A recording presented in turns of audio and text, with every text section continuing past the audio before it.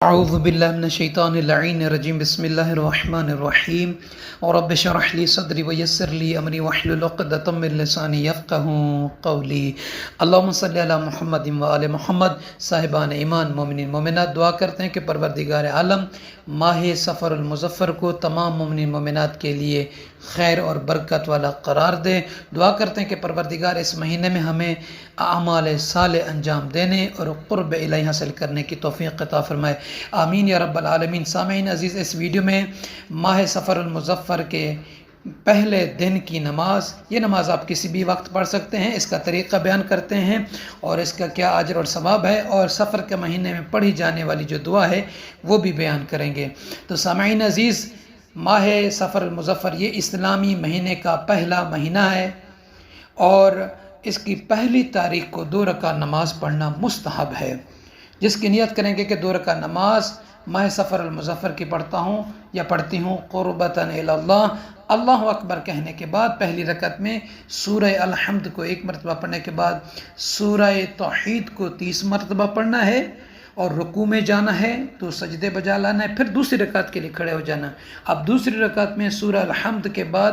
سورہ قدر یعنی انا انزلناہ فی لیلۃ القدر کو 30 مرتبہ پڑھنا ہے، اور اس کے بعد قنوت میں جو بھی دعا آپ کو یاد ہے وہ دعا مانگیں، دعا پڑھیں، اور اس کے بعد رکوع بجا لیں، 2 سجدے بجا لیں، تشہد اور سلام کے بعد تسبیح جناب فاطمہ الزہرا سلام اللہ علیہا پڑھ کر آپ یہ دعا مانگیں، بسم اللہ الرحمن الرحیم، وما من دابۃ فی الارض الا علی اللہ رزقها، یہ آخر تک دعا ہے، یہ دعا مانگیں اور یہ دعا پڑھیں۔ فرماتے ہیں کہ جو بندہ، جو کنیز اس نماز کو اس طریقے سے اس کے بعد یہ دعا پڑھے گا، ایسا ہے کہ وہ پورے مہینے میں حفظ و امان میں رہے گا، یعنی اللہ تعالیٰ اسے کسی مشکل میں، کسی تنگی میں، کسی تکلیف میں مبتلا نہیں کرے گا۔ اور اس کے بعد ایک دعا ہے جس کو آپ ماہ سفر المظفر کے ہر دن میں 1 مرتبہ پڑھ سکتے ہیں، وہ دعا یہ ہے، بسم اللہ الرحمن الرحیم، یا شدید القوا و یا شدید المحال، یا عزیز و یا عزیز و یا عزیز، ذلت بعظمتک جمیع خلقک فاکفنی شر خلقک،